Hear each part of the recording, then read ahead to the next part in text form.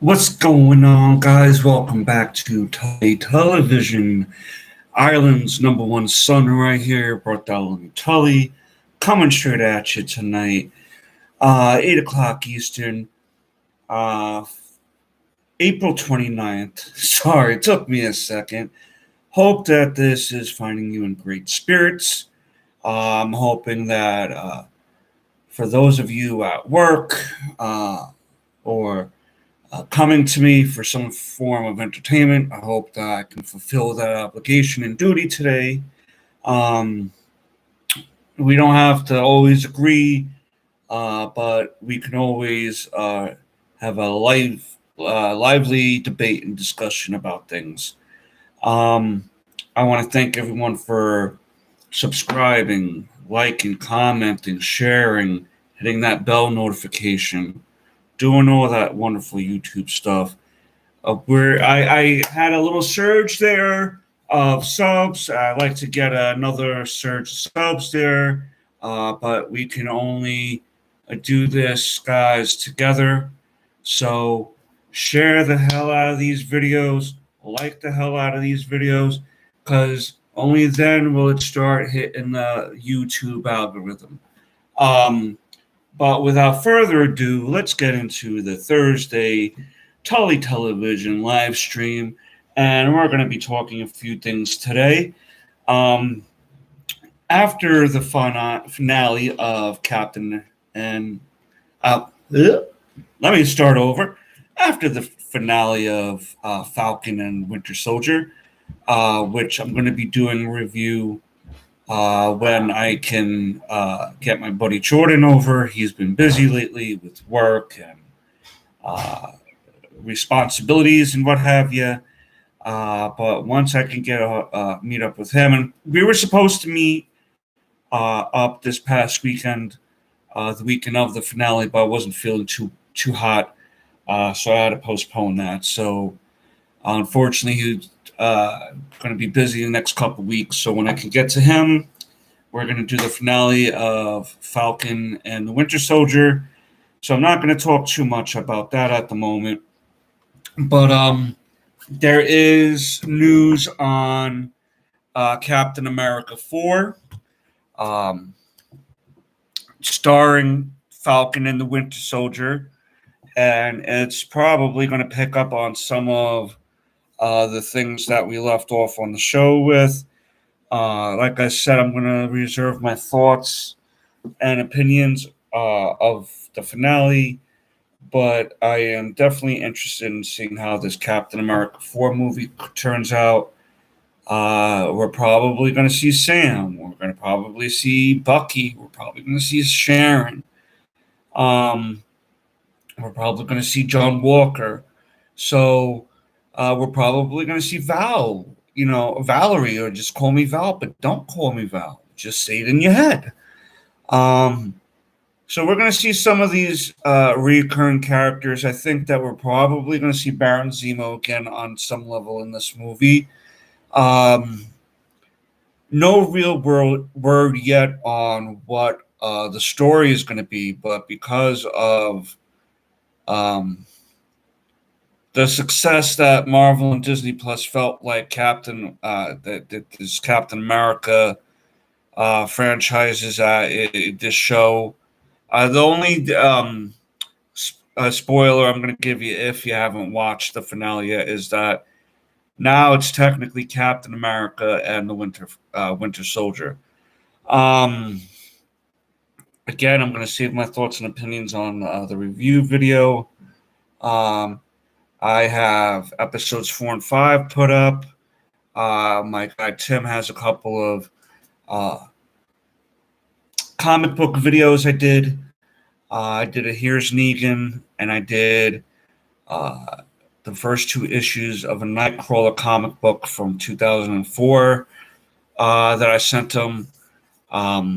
Again, busy with work and stuff, so anytime I can get him to get some free time, I want him to relax first, and whatever it is that he does to relax, whether he drink a beer, watch a movie, a little bit of both.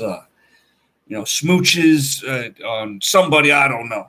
Um, Not my business what people do personally, but I definitely, being he gets so busy with work, I want him to uh, get some me time too, because um, he, as I've said in the past, he's doing me a favor with the work he does. So I want him well rested, uh,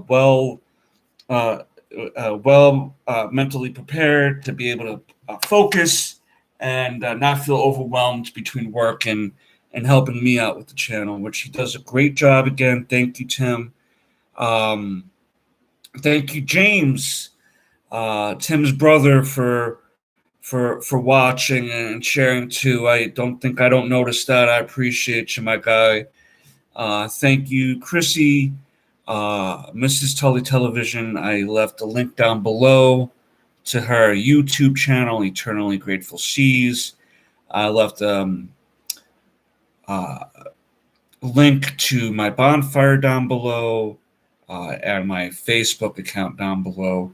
If you ever want to get a hold of me, uh, you can connect to that Facebook uh, link, or you can find my editor Timmy under old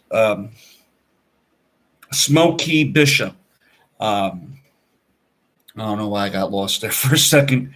You can also email me, which I'm going to start putting in the links when I can remember of my email, which is Tully2099, TULLY2099 at gmail.com. If you ever have any suggestions, questions, you can comment them down below too. Um, yeah, Captain America 4, I think, is going to have those recurrent characters from the show. No real word on what the movie is going to be about. I thought the show was great overall. I think it definitely was like,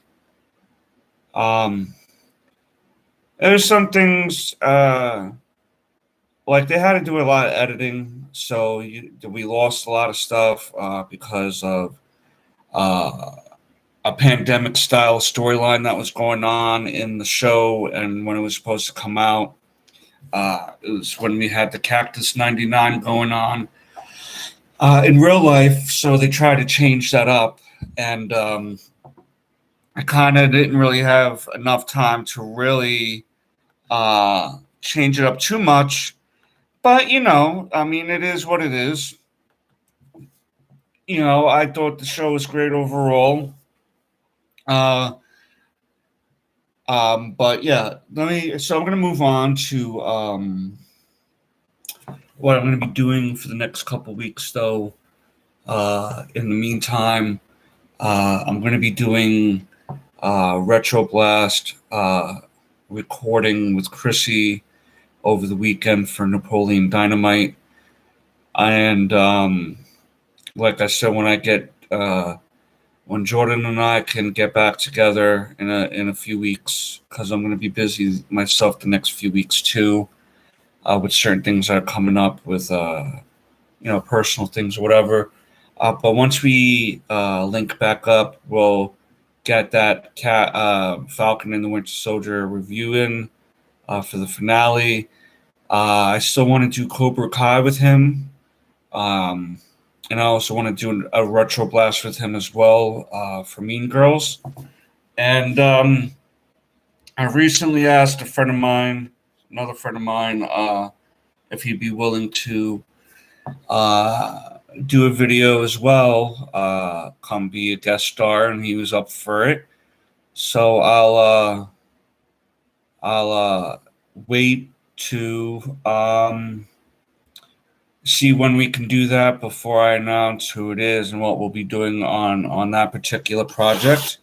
But yeah, so I'm going to be getting that. I'm going to have him, the person who I asked, I'm going to have him pick out a movie. I told him we can do a retro blast, and it's got to be 10 years older, and da, da, da. So I'm going to let him pick the movie out, and we'll watch it together and hang out and do the video. And then Loki, I made a mistake last week. I thought Loki was starting this Friday, but it's really starting in June, I believe. So I want to apologize for that mix-up. It happens. So let's see what else has been going on this week that I want to talk about. Mortal Kombat. I watched Mortal Kombat last weekend, Friday night, and then I watched it with my son yesterday. He loved it, and it was great to kind of show him the Easter eggs and stuff like that. And he gets a kick just as much as I do with Scorpion, with the "get over here."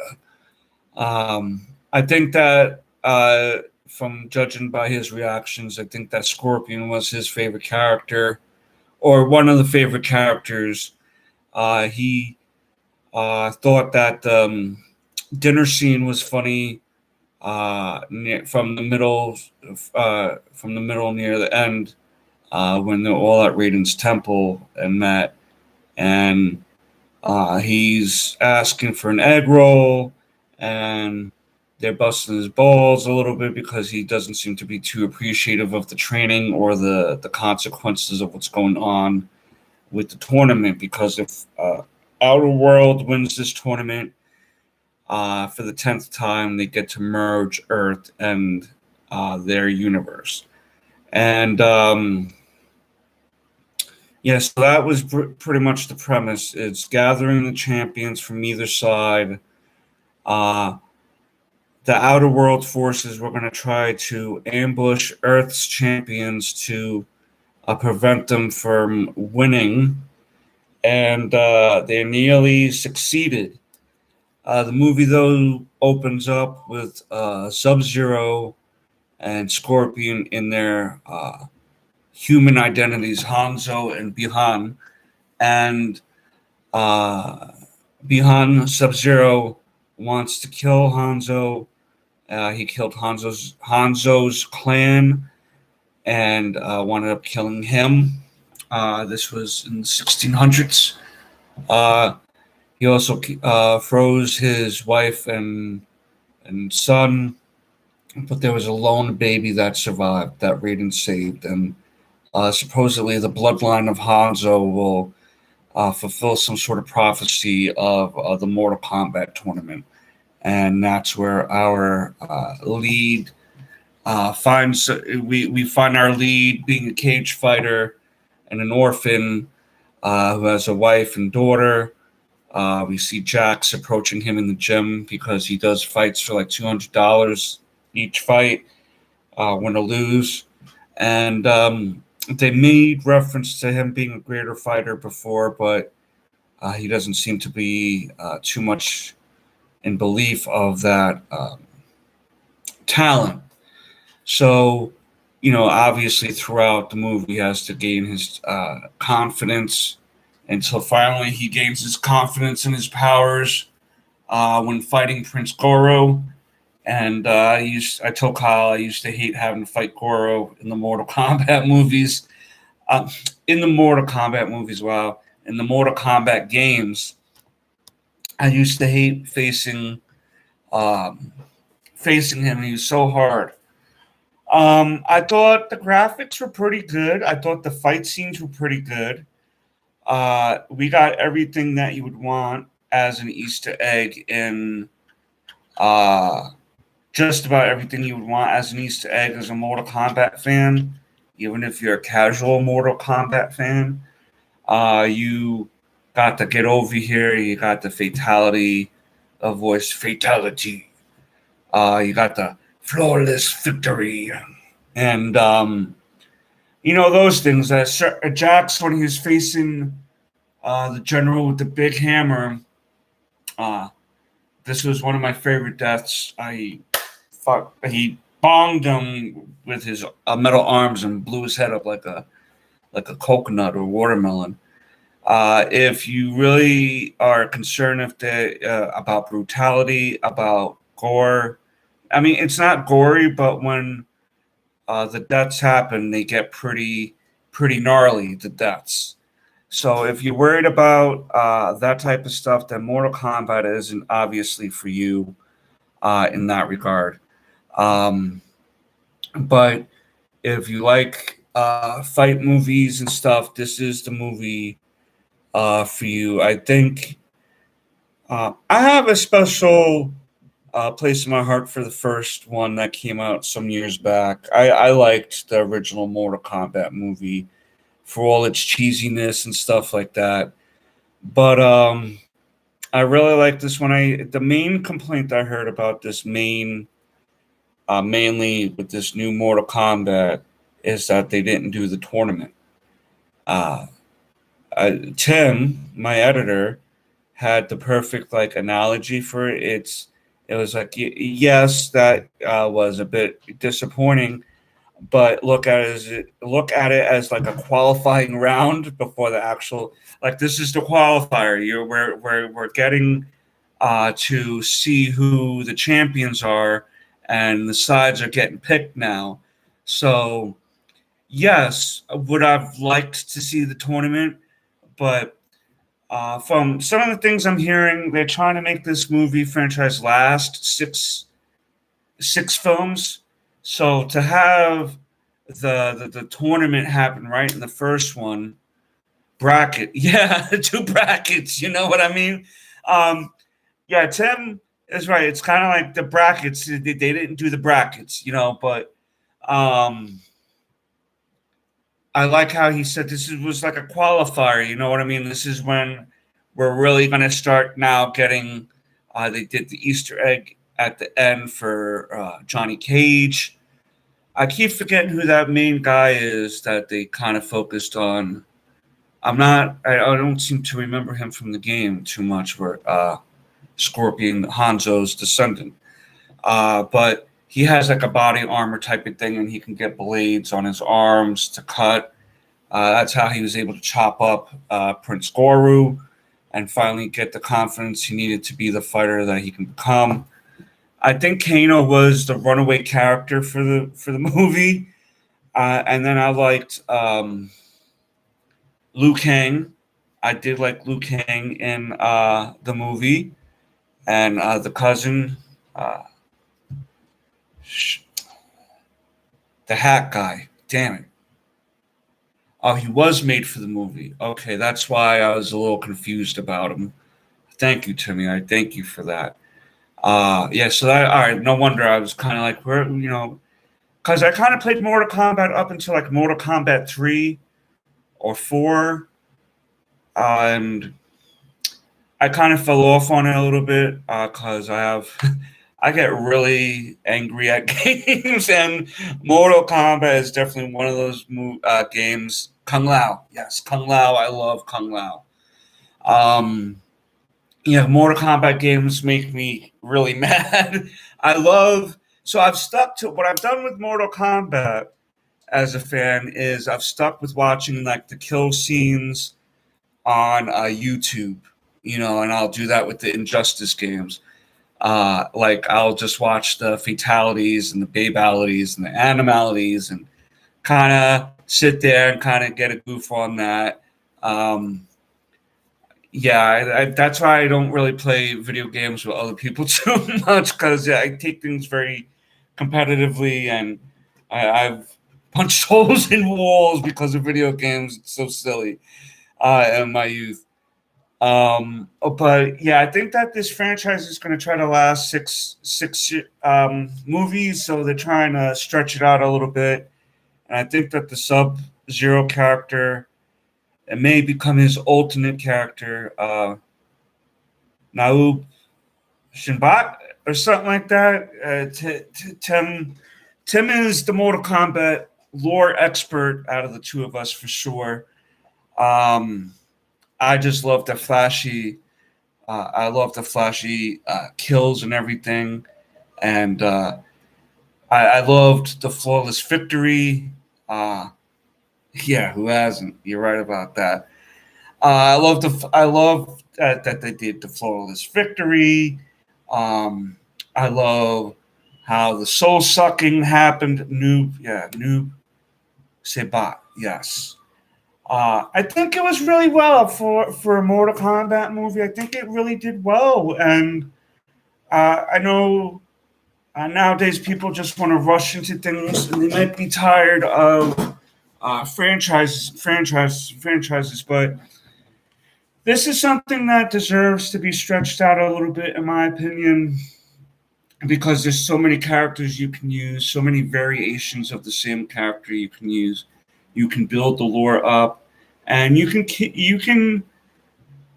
get 6 movies out of this, and if they're all pretty similar in style of look and fights and graphics and stuff like that, or only get better, you can't really go wrong.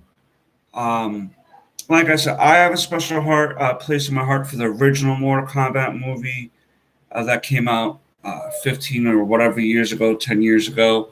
The second one,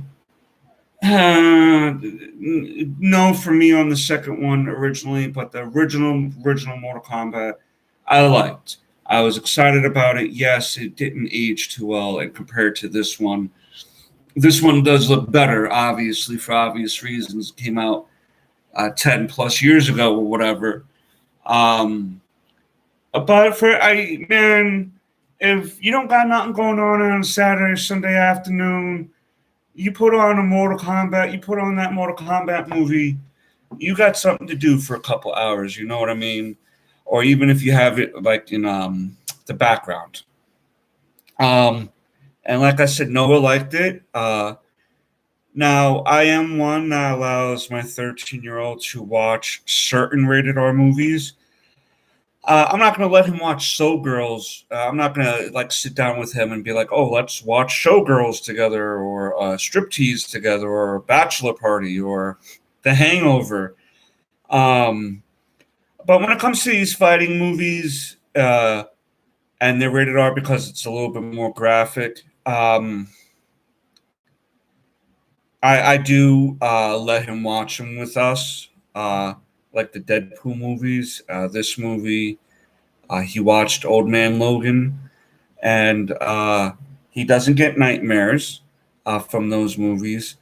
Um, More of the horror movies, the horror movies, he don't. Yeah. Like I'm not sitting here letting him watch Human Centipede. You know what I mean? Um, I am aware of certain subjects that I shouldn't be exposing my 13-year-old son to, uh, and thoughts and stuff like that. I want him to progress naturally with certain things, but um, he plays like fighting games on television, on the computer. Man, I that was a boomer move. On the television, he plays the games on the television. Um, yeah, he doesn't act violent or anything like that. So it's not like uh, it's affecting him. If I was letting him watch these movies and it was affecting him to be more violent towards classmates or people in general or me or his mother, then yeah, that's it. Then no more. We're sticking to fucking uh, Harry Potter, and even then, that's fucking violent. You know what I mean with certain scenes, and I guess we'll stick with the Croods for the time being. That's his current favorite animated movie, The Croods. We're gonna watch the Millers versus Robots or something this Friday or Saturday. We're gonna do that as a family movie together. We still watch kid movies. We still watch family movies with him, and family shows with him. Uh, but on the occasion where I feel like, all right, we don't have to put down the Atari and change the channel. For real, for real. I was the human controller. Most children my age are the adults now. We were the original remote controls. And speaking of remote control, I used to love that show on MTV, Remote Control. I thought that was pretty funny. Adam Sandler got his start on there. Kennedy was one of my favorite VJs back in the day. And I forget the host of the show. I used to, but bottom line is, I used to like remote control on MTV years ago. And MTV now, for those of you who don't know, stands for music television, but you wouldn't know that now because they play 22 hours of ridiculousness. Which, listen, I love Rob Deerdeck. I did a video on him. I love Chanel West Coast. Speaking of Chanel West Coast, someone recently tried to convince me that she uh, was transgender. But I showed him a video that she's not transgender, which, if you are transgender, that's not the problem. You can be transgender, obviously. In my opinion, I don't care. You want to be a dude, be a dude. If you want to be a girl, be a girl, whatever. If you want to be nothing, be nothing. you know? Um, and 2 hours of Martin. Yes, Martin. Martin was the show. Fucking Martin was the show back then. But yeah, he was trying to convince me Chanel West Coast was transgender, but I was like, no, no, no, people, young people. I was trying to tell him like, no, he's thinking that was just a rumor. There was this kid that was on some show. His name is Minkus or something, and his real name is Bud Norris. Bud Norris, and it's two separate people, and I mean, I knew what he was trying to do. He was trying to be like, "Oh, how do you feel now that you know she's was a dude or whatever?" And it was like, even if Chanel West Coast was a dude before she became a girl, uh, they still did a good job. You can still find beauty in people, uh, like however you were born and however you look now. Uh, whatever transformation you need to go through, that's fine. But they put it like this: they did a good job if she was a dude. You know what I mean? And it's amazing how even plastic surgery can make you look like a completely different person.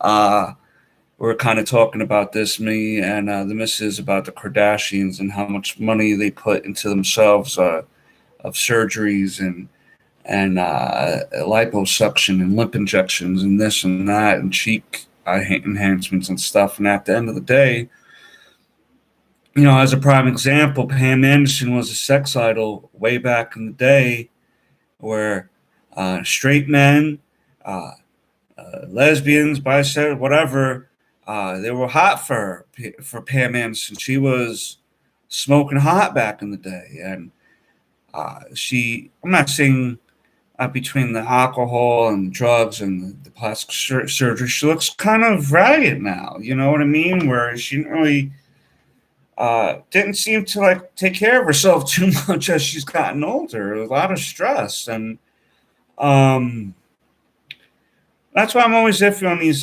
plastic surgeries. But I'm going off topic of what I normally try to stick with. Um, let's see what else. I heard recently that there's going to be Flintstones reboot with Elizabeth Banks, and from the sounds of it, I'm already not interested at all in it. I think it's going to be. It's either going to be obviously live action, or Elizabeth Banks is going to be the voice of Pebbles, Pebbles Flintstone. She's going to be in her early 20s, and the community of Bedrock is moving from the Stone Age into the Bronze Age, and they're going to have the typical old people know nothing, and the young people are the change, and it's like the boomer versus millennial arguments. That movie was crap. What, the original Flintstones movie with John Goodman? Yeah, that was disappointing too, to be honest with you. Um, but It was a little disappointing, but I don't know who else is going to be in the show, but I find the premise to be kind of. I mean, there's a lot of properties out there trying to go woke, and there's a saying that goes around with that too: "Go woke, go broke," and uh, I wouldn't wipe my ass with that movie. Oh God, Chrissy, I love you. Um, Yeah, from the sounds of it, with this, I think it's going to be a series, and from how they're making it sound, it's going to be like a CW series for the Flintstones. It was dissatisfying, and I was a big Flintstones fan of the Great Gatsu. You dum dum. My favorite character out of the Flintstones is Barney Rubble. I love Barney Rubble. He's such I don't know how Fred and Barney got such hot little hottie tamati wives, the both of them. Um, I'm curious. I mean, curiosity might make me check out some clips on YouTube to see how it goes when it premieres. But I'm not exactly too interested in this Flintstones reboot that they're doing. Sounds kind of disappointing. And the Powerpuff show. I'm not gonna be too interested in that either. A lot of these reboot things are can be frustrating to watch. They must have liked their big feet. You know what they say about big feet? Big shoes. Kool-Aid, the drink of champions.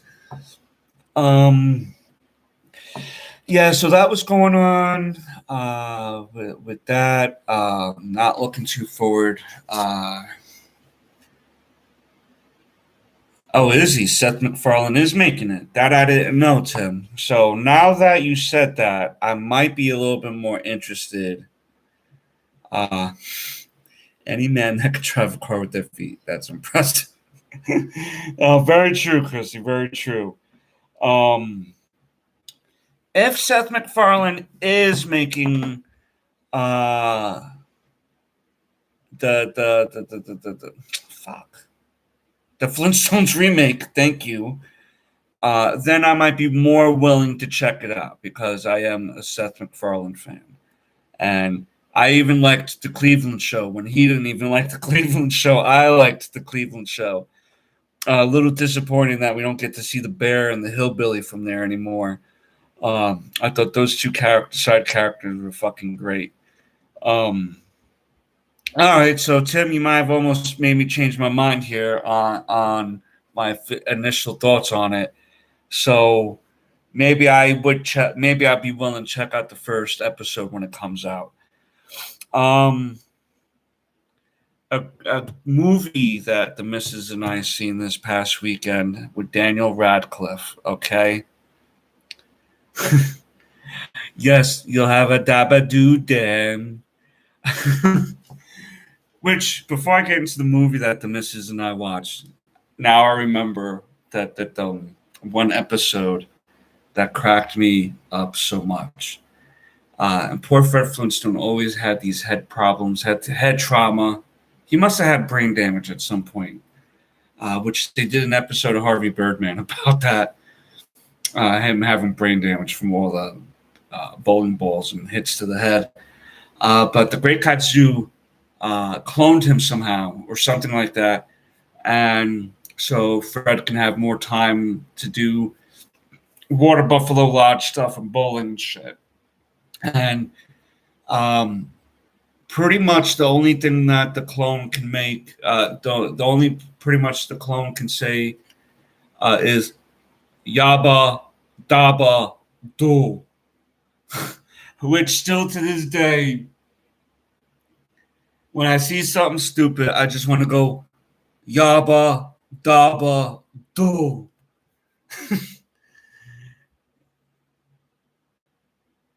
Yeah, if he's driving a car with his feet, that means he has a broke ass car with his broke ass person up the street for real. Oh my god, no more gas in the gas tank, baby. Broken down, broken down. But the movie that the missus and I watched this past weekend with Daniel Radcliffe. I'm a big Daniel Radcliffe fan. Uh, I haven't seen every movie he's done after the Harry Potter movies, but I've seen a couple of them so far. My first one that I've seen was Horns, which, if you haven't seen Horns, fucking see that movie, okay? I'm telling you, see that movie, Horns. That was chef's kiss to me. But this one that um, I'm going to talk about is called Guns Akimbo. Um, Now, akimbo, guns akimbo means that you hear, you're doing the, the dual fisted guns, okay?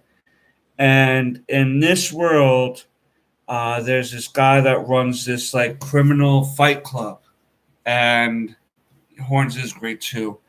And this criminal runs this underground fight club with criminals, and the main criminal is Nyx, that is a killer fighter. She was orphaned as a child, been in and out of jail since she's 13. She's ruthless, a badass, all this stuff. And one night, Daniel Radcliffe's character was at home trolling. He works for a video game company.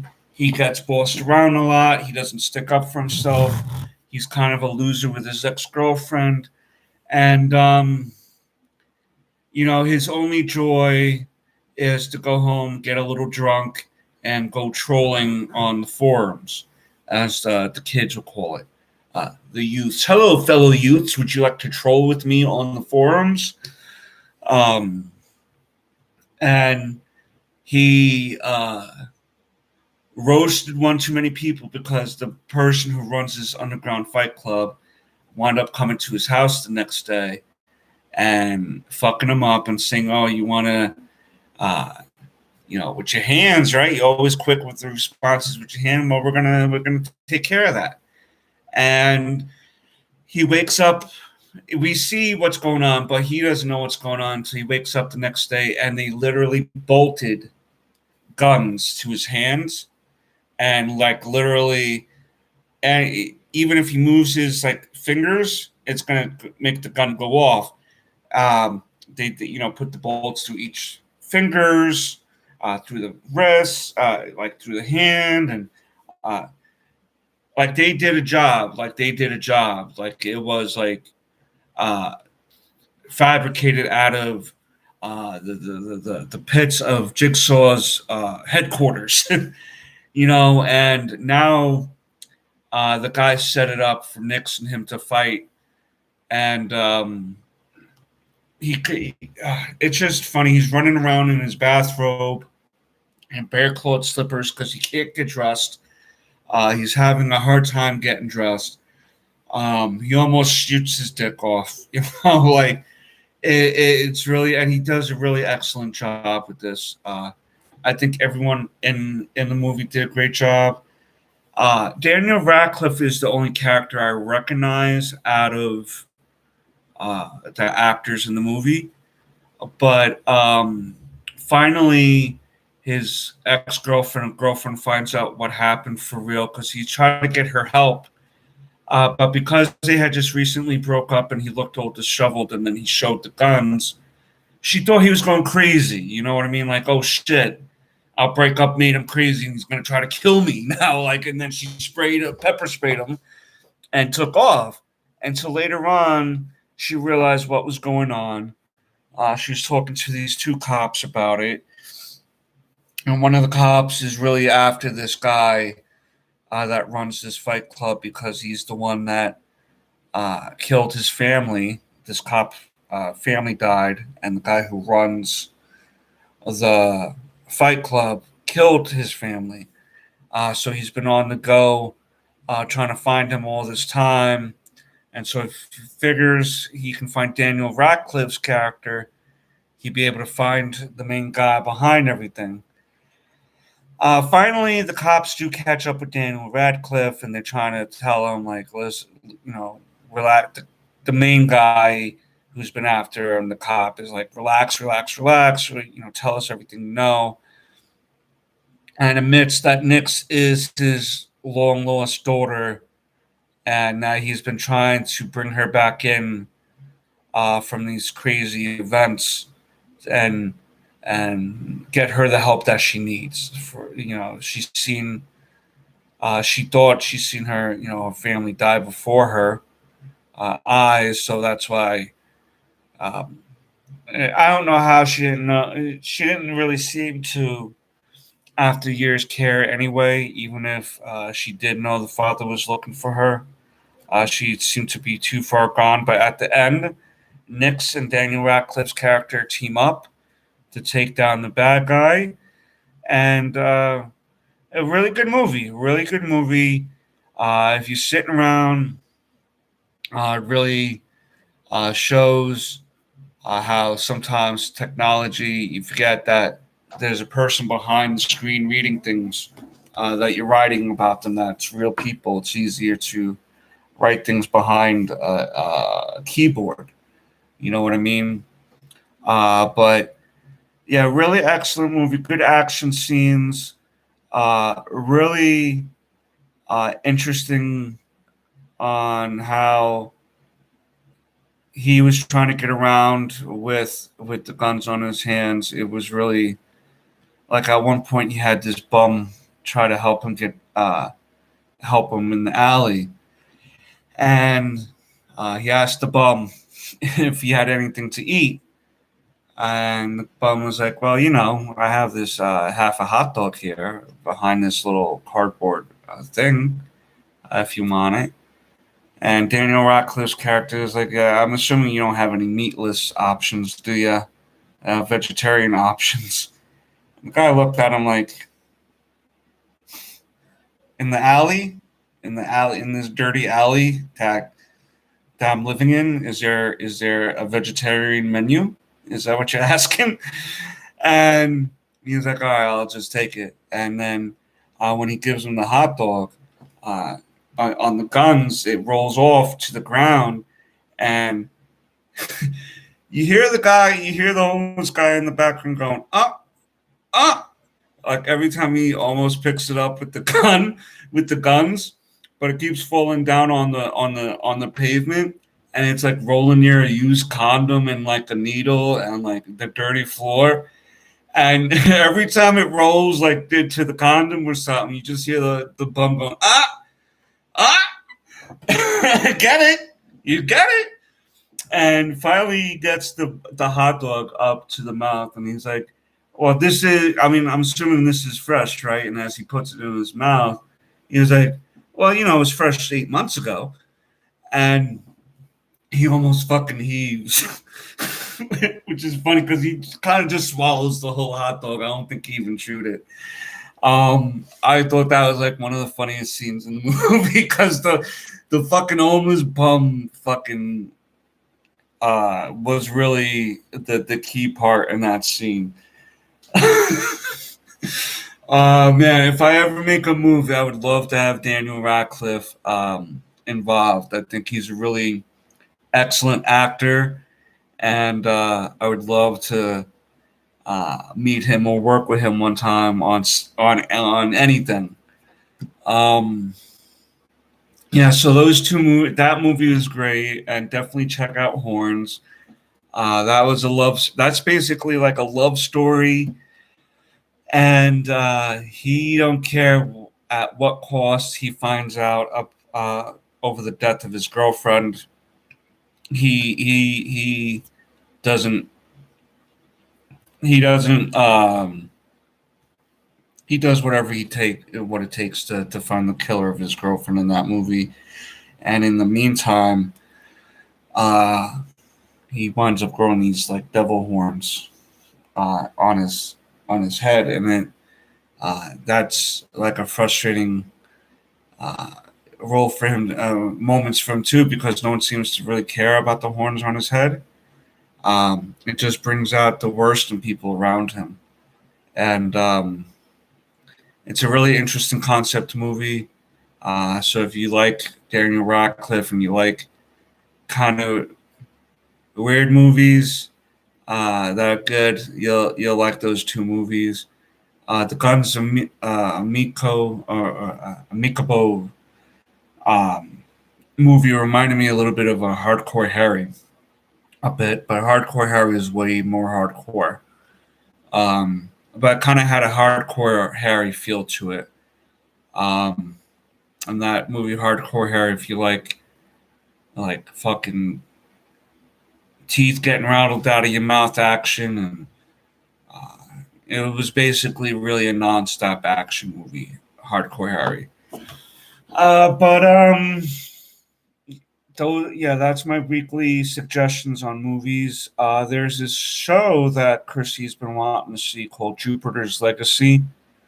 That seems pretty interesting. So I think we're going to do reviews on that when it comes out in about a week or so.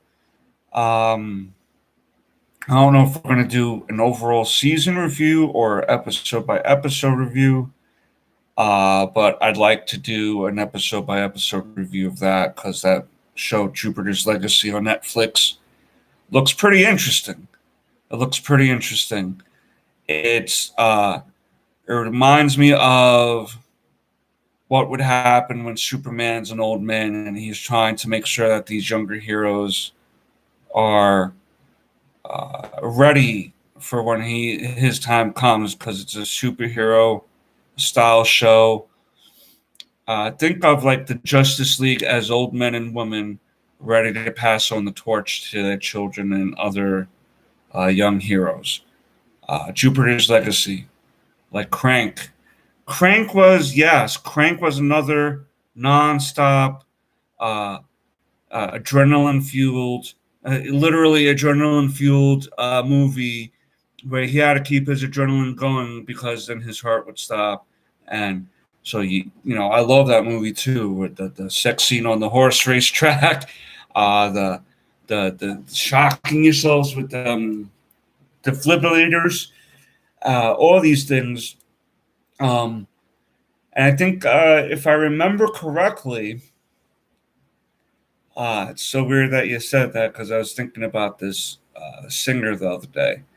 I think Chester from Lincoln Park had a small role in Crank. I think he was like a pharmaceutical guy or something, and he had like all of like a 2 minute scene where he was like, "All right, take it then," whatever the methamphetamine style medicines they had in the hospital that he was trying to steal. So yeah, Chester from Lincoln Park, man, I was thinking about him the other day. Great talent.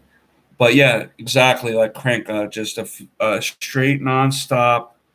Once the action goes, I mean, you gotta sit there for the first 10-15 minutes and go through the type of. Yeah, it's really cool. You should check it out, dude.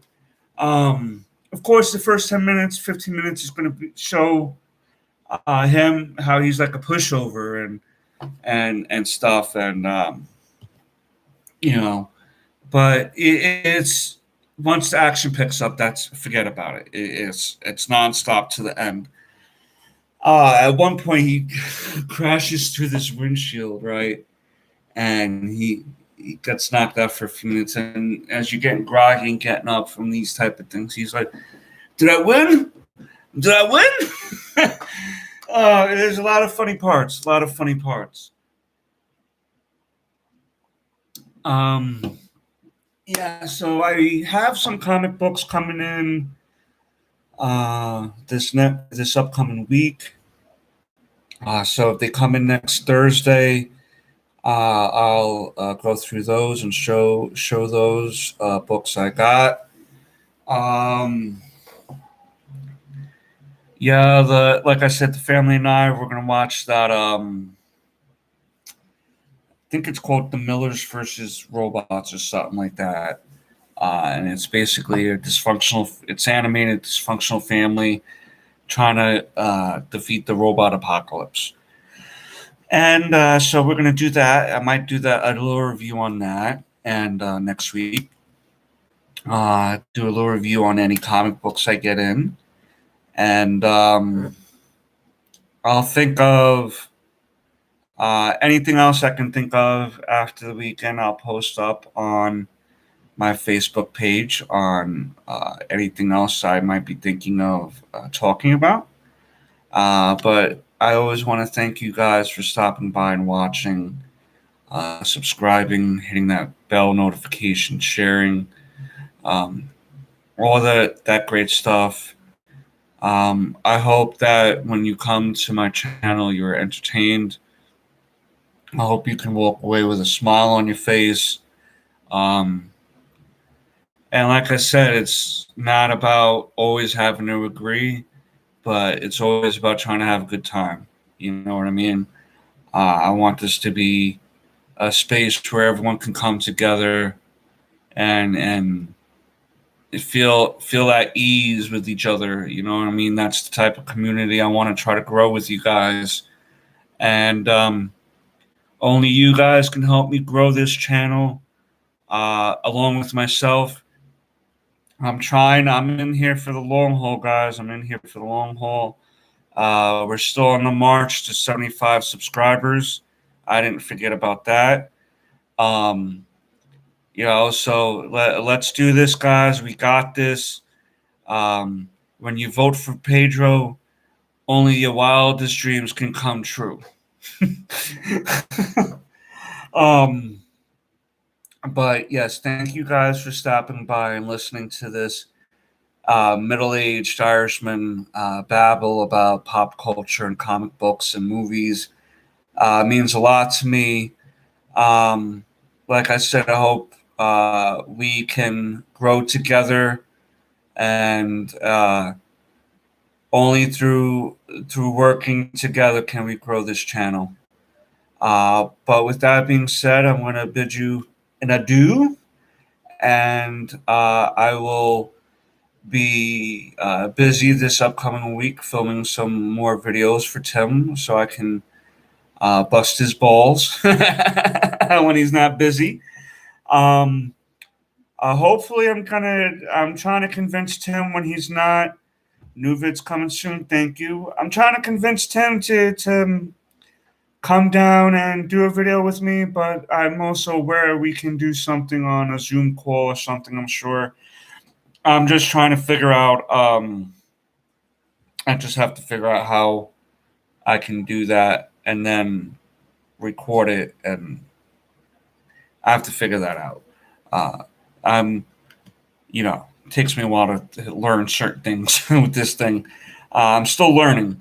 Any suggestions you guys got, I'm more than welcomed to take them into advice, and acknowledge that maybe there's things I could be doing better for this channel. And I'm not talking about comments that are like creepy and from weirdos that have nothing else constructive to say, because they are miserable with their lives and have some sort of void or jealousy over those who are trying to be productive. I actually feel bad for those people, and I hope that those people can get the help they need for those actions. But I'm never above taking in constructive criticism. I'm not perfect, I'm trying to learn. I'm trying to get us up there, and uh, check out the merch on Bonfire. Um, and until next time, guys, peace, snickums.